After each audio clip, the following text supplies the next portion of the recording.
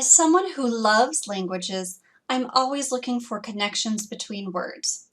And the word plagiarism has always made me think of the word plague, probably because both words come to English from Latin. So, plagiarism. It's not the plague, but it's just as bad. For this mini lesson, we have a creepy 17th century plague doctor to keep us company, and he thinks plagiarism sounds pretty bad. Well, Doc, it is. But unlike the bubonic plague, plagiarism is not caused by bacteria or spread by fleas on rats. And thankfully, it's not contagious. You may have heard of plagiarism, but it can be a difficult concept to understand. Plagiarism is the intentional or unintentional use of someone else's work, words, or ideas without giving proper credit to the author. Intentional plagiarism is really obvious things, like buying a paper online or convincing someone else to write a paper for you. It's also copying and pasting text from the internet or from a print book and deliberately failing to cite it. There's even something called self-plagiarism, and that's when you submit a paper you wrote for an earlier class for a current assignment. Unintentional plagiarism is less obvious and probably even more common. It happens when you don't understand how to use other people's words or ideas responsibly, or when you don't know or don't care about citing your sources properly. Unfortunately, just like in other areas of life, not knowing what the rules are is not an excuse for breaking them. And unintentional plagiarism is just as serious as intentional plagiarism. Plagiarism carries serious consequences.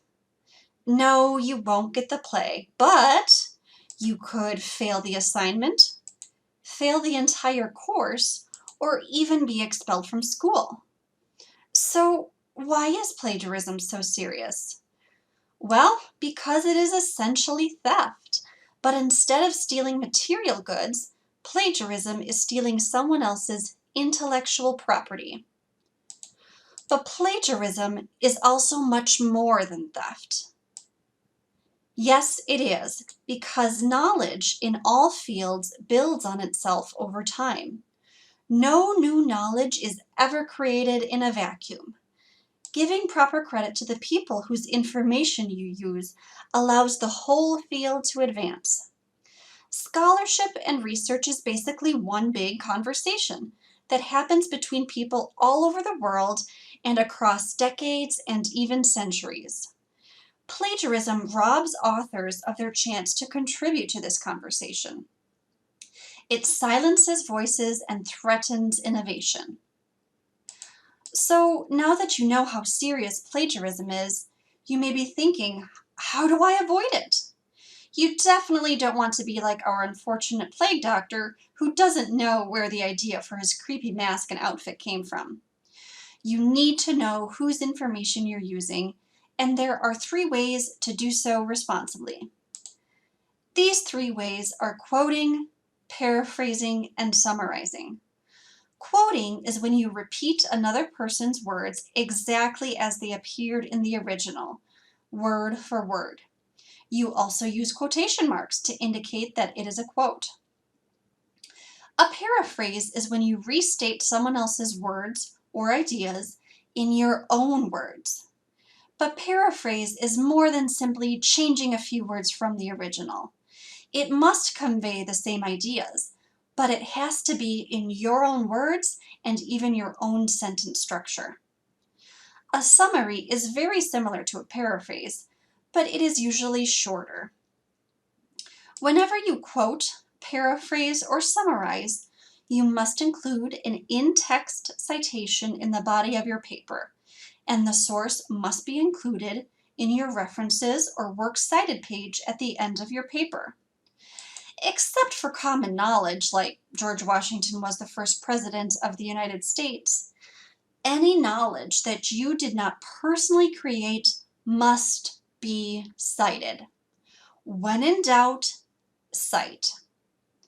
We have a ton of resources on our webpage to help you understand and learn how to use different citation styles. Check them out at mclennan.edu/library.